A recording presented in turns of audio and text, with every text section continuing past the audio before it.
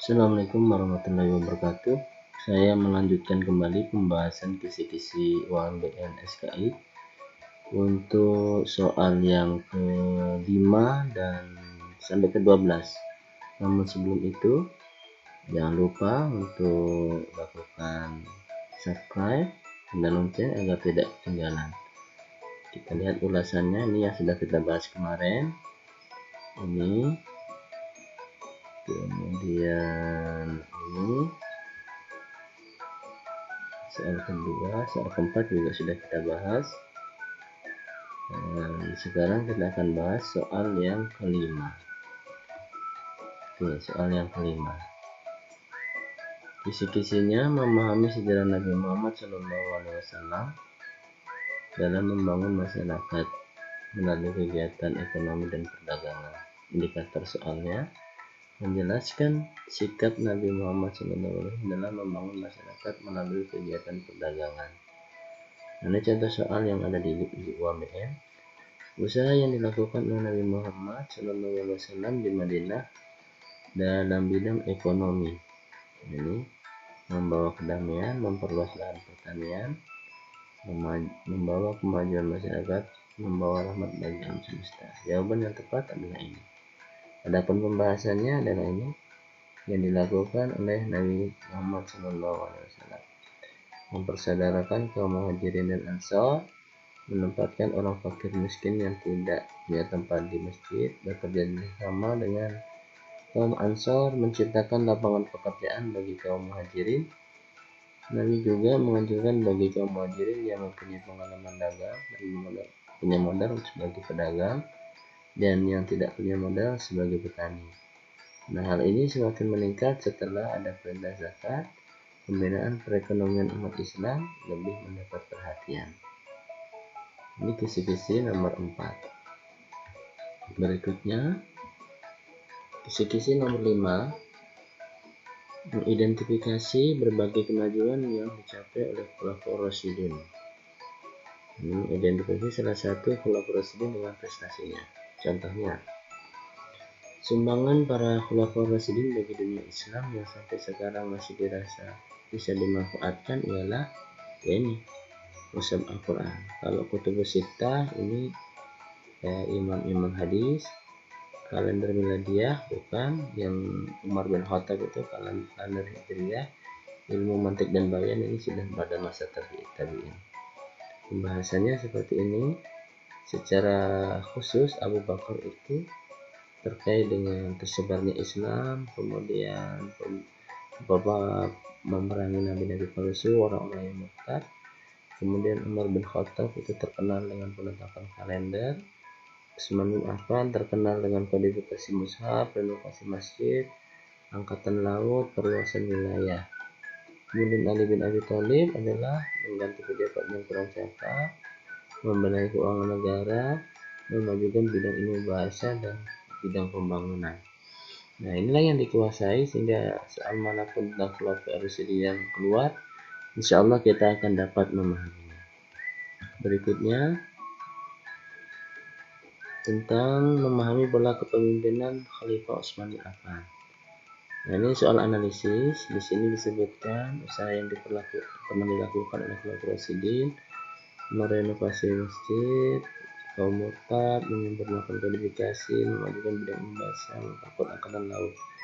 Dari uraian tersebut yang menunjukkan prestasi Khalifah Utsman bin Affan adalah 1, 3, dan 5. Karena yang kedua ini adalah prestasi Abu Bakar As-Siddiq. Yang keempat ini adalah tadi Ali bin Abi Thalib. Ini pembahasannya.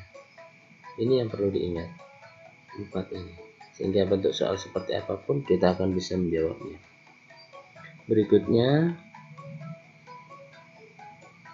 masih tentang Khulafaur Rasyidin, memahami sikap tegas Khulafaur Rasyidin. Contoh soalnya, para Khulafaur Rasyidin memberikan andil dan sumbangan yang sangat besar dalam mewujudkan tatanan kehidupan masyarakat yang adil, makmur serta seimbang antara dunia dan akhirat. Adapun Khulafaur Rasyidin yang berjasa dalam hal peletakan dasar demokrasi dan sistem kehidupan bernegara yang bebas dari persekusi dan terorisme ialah jawabannya adalah Umar bin Khattab. pembahasannya. Ini sikap kepribadian utama Abu Bakar As-Siddiq itu berwibawa, jujur, mengayomi. Umar bin Khattab itu tegas, berani, toleran. Utsman bin Affan itu dermawan, santun, dan pemalu. Sedangkan Ali bin Abi Thalib itu cerdas, cekatan, dan ahli bahasa. Sehingga Umar bin Khattab lah untuk masalah korupsi, kolusi, dan nepotisme atau KKN. Berikutnya nomor 9. Ini sudah berhenti ke Bani Umayyah. Memahami kemajuan pada masa dinasti Umayyah. Satu di antara berbagai kemajuan yang dicapai oleh pemerintahan Daulah Bani Umayyah pada masa Khalifah Abdul Malik bin Marwan ialah, ini yang paling terkenal. Khalifah Abdul Malik bin Marwan ini banyak kemajuan pada masa beliau, yakni perluasan wilayah kekuasaan Islam dari Afrika Utara sampai Eropa. Ini diberlakukannya bahasa Arab sebagai bahasa bukan diberlakukan bahasa Arab sebagai bahasa negara, benar, karena ini sehari-hari maka menjadi salah. Memulihkan kembali persatuan dunia Islam dari rawan pemberontakan, bukan. Adanya jaminan dan hukum atas kebebasan memeluk agama, ini juga bukan. Yang lebih tepat adalah ini, karena yang di sini yang menjual mengambil pemerintahan, bukan keagamaan. Nama lengkapnya ini masa pemerintahan ini masa ketentraman, kemakmuran, dan ketertiban. Umat Islam merasa hidup bahagia pada pemerintahan. Tercatat suatu peristiwa yaitu proses wilayah kekuasaan dari Afrika Utara menuju wilayah berdaya benua Eropa pada tahun 711 Masehi dapat kita temukan di buku paket kelas 7. Berikutnya soal nomor 10. Nah, ini masih tentang Bani Umayyah. Di sini memahami umat muslim pada masa dinasti Bani Umayyah bidang ilmu bahasa dan sastra. Fokus kita adalah bidang ilmu bahasa dan sastra. Contoh pertanyaan. Pada masa dinasti Umayyah, perkembangan Islam mengalami kemajuan, khususnya di bidang ilmu pengetahuan, yaitu pada bidang sastra dan bahasa. Sastra ini karena memang bahasa Arab pada saat itu dijadikan sebagai bahasa negara. Tidak pembahasannya. Bahasa Arab berkembang luas di dunia dan menjadi salah satu bahasa resmi internasional di samping bahasa Inggris, di mana bahasa Arab itu digunakan untuk pencetakan mata uang, di mana tertulis kalimat la ilaha illallah di sebelah tulis kalimat Abdul Malik. Ini pembahasannya. Kemudian soal nomor 11 ini memahami perkembangan Islam pada masa dinasti Umayyah dalam bidang militer. Ingat, dalam bidang militer. Pada masa soalnya pada masa Bani Umayyah telah dibentuk departemen yang merupakan perubahan dari sistem pemerintahan kolaborasi di antara organisasi politik. Pemerintahan itu adalah nizam. Politiknya adalah siasi. Militer itu terkait dengan politik juga. Kalau Haidari ini tentang tata usaha operasi lain, Anamsi juga lain, siasi. Perkembangan prestasinya ini bidang politik, yaitu dengan terbentuknya lembaga pemerintahan, lembaga politik, siasat, ingati siasat, politik, siasat, kemudian keuangan, mali, zakat mal, zakat uang, al-idari itu tata usaha, qadhi, qadha dan qadar itu hakim, ketentuan, kemudian ar-hardi atau ketentaraan. Jadi pilihannya bisa jadi bukan asiasi tapi yang ini. Kita lanjut soal yang nomor 12 ya.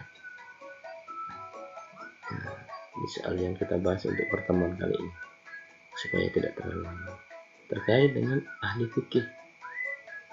Berikut ini yang bukan merupakan ulama yang terkenal di dinasti Bani Umayyah bidang fikih. Ya, yang bukan yang ini, sebawah ini. Surya bin Al-Haris ini ahli fikih, Al-Qamah bin Qais ini ahli fikih, Wasyuruk Al-Ajda ini ahli fikih. Dapat kita temukan di buku paketnya pembahasannya ini.